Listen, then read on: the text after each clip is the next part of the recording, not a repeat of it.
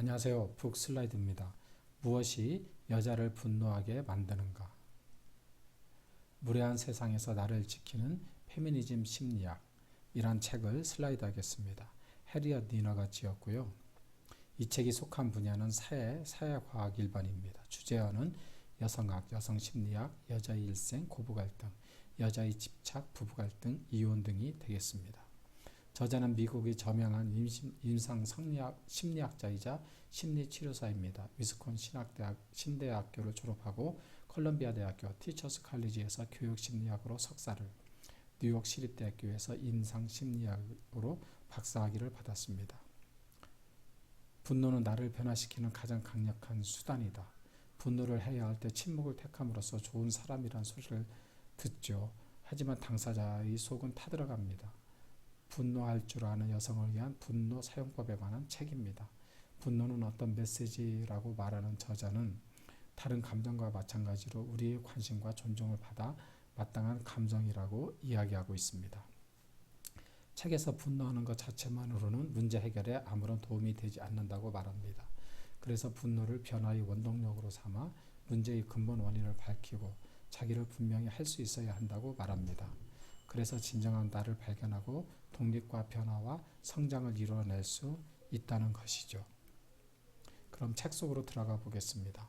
분노는 어떤 신호, 귀 기울여 들을 가치가 있는 신호다. 분노는 우리가 상처받고 있고 권리를 침해당하고 있으며 욕구와 바람이 적절히 충족되지 못하고 있다는 메시지, 또는 정말로 뭔가를 잘못되었다는 메시지다.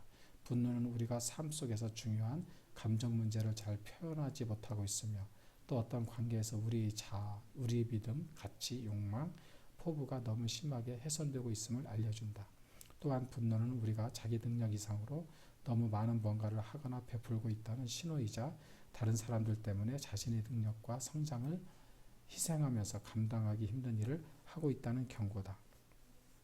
그래서 분노는 기울여 들을 가치가 있는 신호 또는 메시지인데 사실상 분노를 그렇게 바라보지는 않죠. 우리는 분노하는 상대를 이해하기보다 비난하는 게 더 익숙한 현실입니다. 다음 거 보겠습니다. 만일 기존에 익숙한 분노 처리 방식이 우리에게 아무런 효과도 발휘하지 못한다면 우리는 다음과 같은 두 범주 중 한 가지 또는 두 가지 모두 빠져 있을 가능성이 높다. 좋은 여자, 나이스 레디와 나쁜 여자, 비치라는 범주가 그것이다. 좋은 여자는 어떤 희생이라도 감수하며 분노를 회피하고 참는다.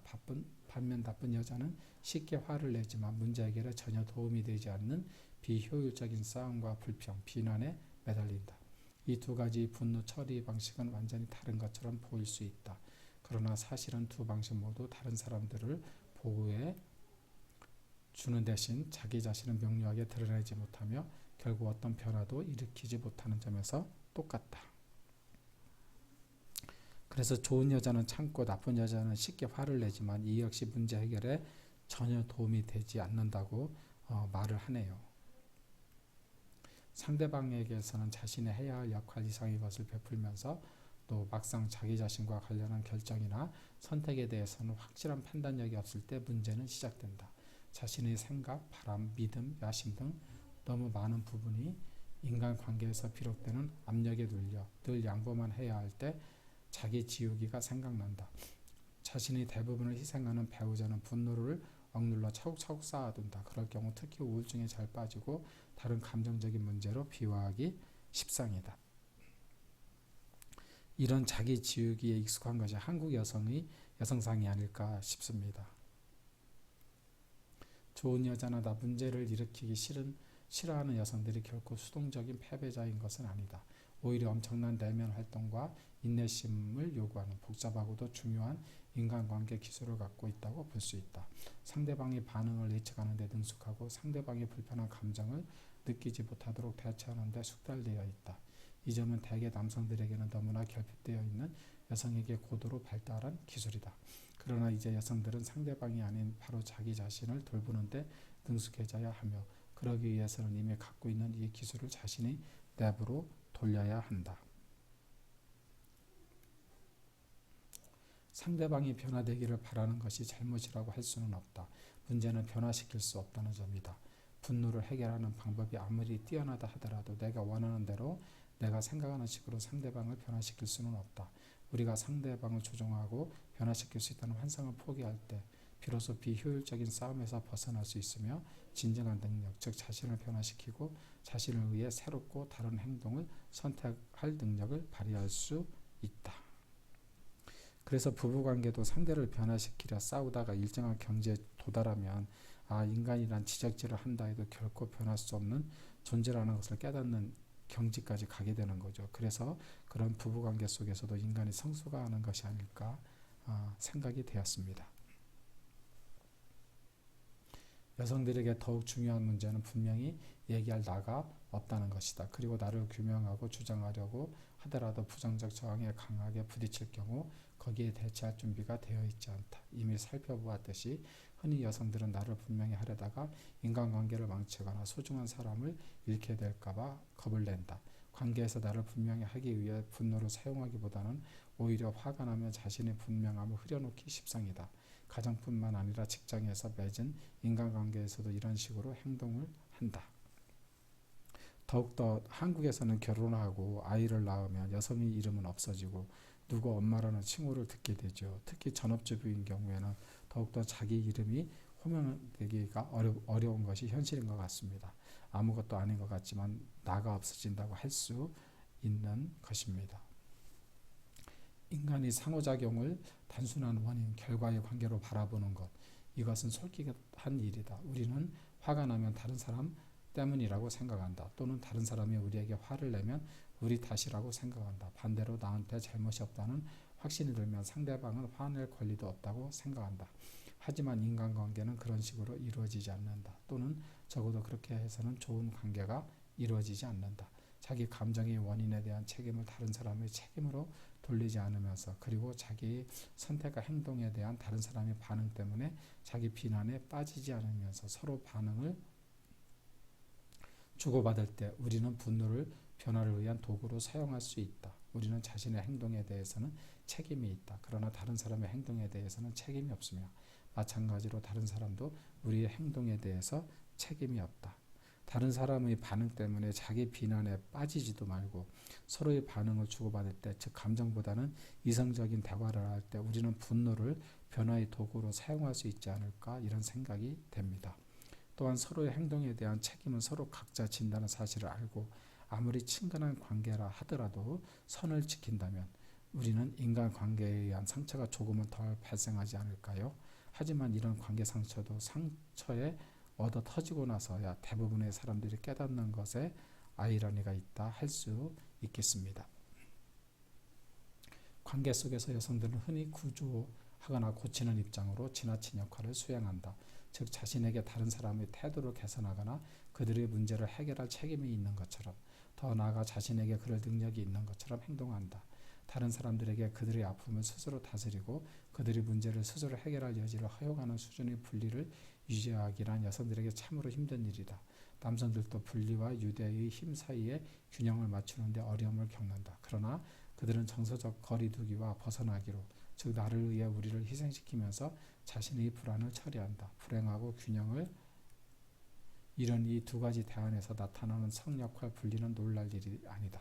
우리 사회는 남성들 사이에서 친밀한 인간관계의 중요성을 평가절하하고 그들의 정서적 고립과 단절을 부추긴다. 반면에 여성들에게는 자신의 걱정 에너지를 자기의 문제에 쏟기보다는 다른 사람의 문제에 지나치게 관심을 쏟고 그것과 하나로 녹아들도록 독려하는 정반대의 메시지를 제시한다. 우리가 자신의 주된 에너지를 자기 문제에 쏟지 못할 때 우리는 다른 사람의 문제를 자신의 문제로 떠안게 된다. 그래서 다른 사람의 문제를 해결하기를 허용하는 수준의 분리를 허용한다는 게 여성들에게 얼마나 힘든 일인가 하는 생각을 다시 한번 했습니다. 여성의 보호 본능이 있기 때문이 아닐까 싶기도 하고요. 여성도 자신의 주된 에너지를 자기 문제에 쏟으면 다른 사람들, 특히 며느리, 아들들의 문제를 자신의 문제로 떠안는 우를 범하지 않을 것 같습니다. 오늘날 많은 어머니들이 자신을 탓하고 아이들을 탓하는 일종의 직업병에 걸려있다. 나한테 무슨 문제가 있는 것일까? 애한테 무슨 문제가 있는 것일까? 이 두 가지는 어머니가 온 가족의 문제를 주로 책임지게 될 때 스스로에게 묻도록 습득하는 질문이다. 어머니는 전지전능한 사람이라는 착각 속에서 아이들은 양육되는데 이때 자녀들의 행동, 그러니까 자녀들이 됨됨이는 곧 어머니의 처신과 동격이다. 아이들이 잘하면 그 어머니는 좋은 어머니로 대우받고 아이들이 잘못하면 그 문제의 원인을 제공한 나쁜 어머니로 간주된다. 마치 어머니가 자녀를 둘러싼 환경 그 자체인 것처럼 말이다. 반면에 최근까지 아버지, 가족 그리고 가족이 속한 사회 이 모두는 실제로 중요한 요소로 고려되지 않는다. 어머니로서 우리 여성들은 현실적으로 자신이 통제 안에 있지 않는 일들을 할 수 있고 해야 한다고 믿게 된다. 많은 어머니들이 세상에 자신들의 어머니들에게 그리고 자기 자신에게 자신이 좋은 어머님을 입증해 보려고 자녀들의 행동을 통제하려는 지나친 욕구를 품는다.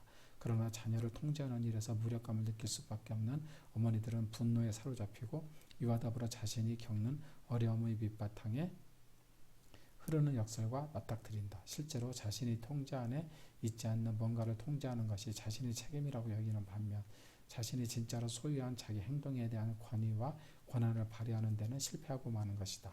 어머니는 아이들을 어떤 식으로 생각하게 느끼게 또는 되게 말할 수는 없다. 그렇지만 어떤 행위를 용인하지 말지 그리고 나쁜 행위의 결과가 무엇인지에 대해 확고하고 한결같고 분명한 태도를 취할 수 있다. 이 단락의 마지막 언더라인 핵심은 생각을 제어할 수는 없어도 행동을 제어할 수 있다는 뜻이겠죠. 이것은 인간사의 보편적인 범위에 관한 문제가 아닐까 싶습니다. 어떻게 타인의 생각을 지배할 수 있겠습니까? 독재 정권 안에서도 한가하는 사람의 생각까지는 지배할 수 없는 것이죠. 하기야 조지 오웰의 1984년 소설에서도 주인공의 행동까지도 비프라다가 지배를 하기는 하는데 하지만 사람이 사람을 지배한다는 것은 그 규범을 위반한 행동만 제어할 수만 있는 것이라고 볼 수 있습니다.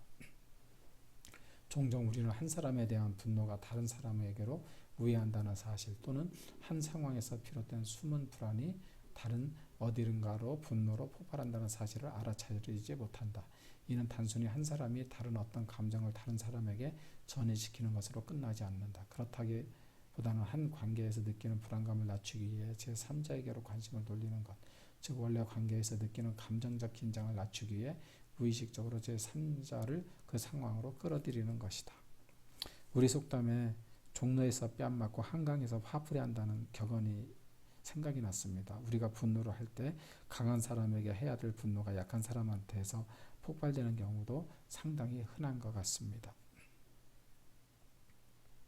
여성들이 자신을 희생하면서 다른 사람들을 돌보고 그들의 감정까지 책임지는 오래된 유산을 짊어지고 있다는 사실을 기억하기 바란다. 어떤 여성들은 다른 사람들이 벗어놓은 더러운 양말을 치우고 그들의 감정적인 일을 대신해주면서 그들을 돌본다.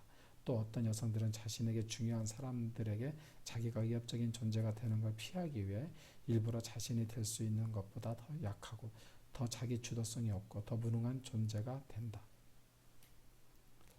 이게 혹시 제 예전 돌아가셨지만 장모님이 이런 성향이 있지 않았나 싶네요. 위협적인 존재가 되는 것이 피하기 위해서 한없이 낮아졌지 않았나 그런 생각이 들어서 조금 씁쓸합니다. 여성들이 물려받은 이런 유산을 변화시키는 것은 가능하지만 결코 쉽지는 않다. 그러니 한꺼번에 너무 많은 것을 하려고 하기보다는 처음에는 조금씩 생각하자. 이제 맺으면서요. 여성의 삶이란 무엇인가? 오직하면 여자의 일생이란 소설도 있지 않나 이런 생각이 들었고요. 여자에 대해서 많이 생각하게 하는 책이었다고 생각이 되었습니다. 내용이 좋으면 좋아요와 구독을 눌러주세요. 무엇이 여자를 분노하게 만드는가라는 책을 슬라이드 하였습니다.